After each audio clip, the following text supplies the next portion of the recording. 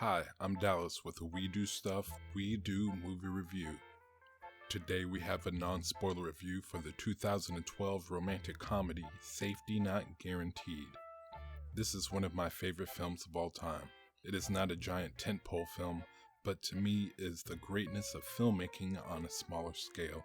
The story follows a Seattle magazine reporter named Jeff and two interns, Darius and Arnu, who all head to the seaside area known as Ocean View on assignment in order to interview a guy who placed a classified advertisement seeking a companion for time travel. The film has Colin Trevorrow in his directorial debut.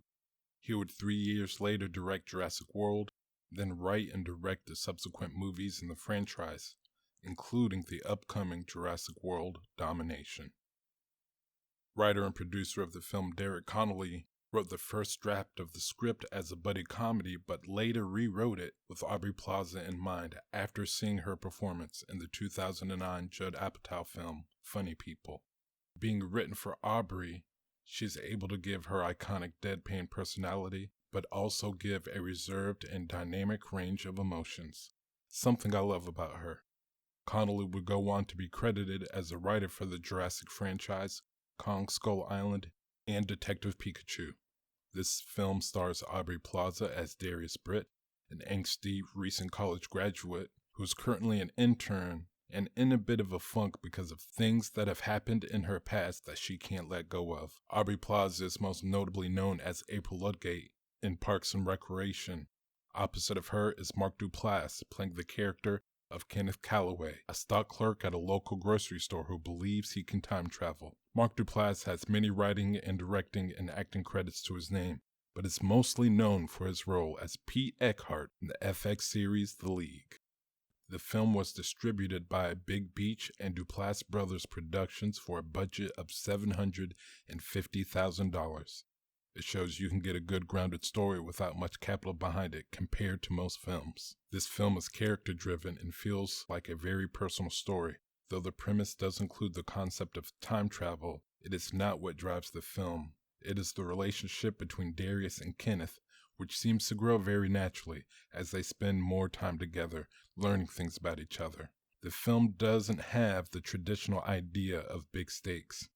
There are personal stakes and big to the characters. The idea of time travel is something most people have thought about, being able to go back and change something they regret or something they lost.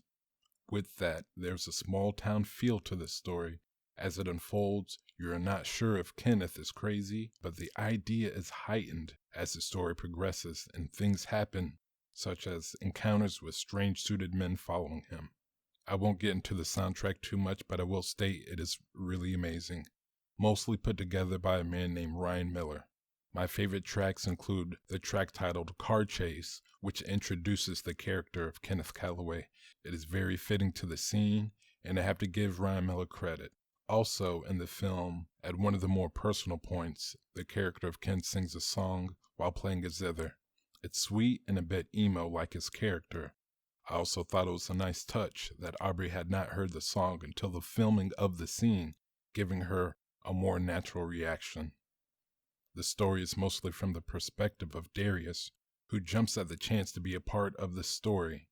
It seems at first that she just wants to go and do something, but it becomes more apparent, though everyone around her thinks that the story is a joke, she wishes it were real. When the writer Jeff, who is played by Jake Johnson, approaches Ken and fails to make him believe he actually wants to time travel for the right reasons, stating he doesn't know what pain and regret is, Darius must then take a go at it.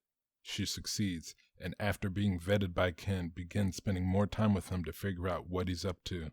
She spends time training with him and comes to see past his quirkiness, seeing he is a man of strong morals, and he respects her for the reason she wants to time travel and as a person. Mark Duplass steals every scene. He's very extravagant, an intense man, and super eccentric. Very trusting, but almost childlike. He's a total nerd, the kind who was picked on in school, but has a good heart. Ken kind of feels like he wants to be the big cool man, but knows he never could. But it doesn't stop him from trying. His opening scene, with my favorite track from the film Car Chase. He's wearing a denim jacket and it has a super 80s feel. He's very cool, but it's still kind of strange. As Aubrey's character, Darius, gets to know him, and we do too, you can see that he has a very interesting charm about him. He is not intimidating at all, but he is a very confident man, and he plays moments of softness with expertise. He has his own reasons for wanting to go back in time. Once revealed, it puts him at odds against Darius. You feel bad for him in many ways, and more wish that he could actually be able to go back in time. The B storyline has Jack Johnson out as a very generic dickhead, one whom the audience will not like, but throughout the course of the film, he turns himself around through a series of meetups with an old lover from his high school days. The second intern, Arnu, is played by Karen Sony, whose most notable role is as Dopebender in the Deadpool film series. His character, though fitting for the film, is the only thing I dislike about it. It is a very cliche, geeky, virgin Indian college student. He's majoring in biology and is only interning at the magazine to diversify his resume. He plays a character without flaw. It's very great, and the character is even creepy at times. I do wish he had more screen time.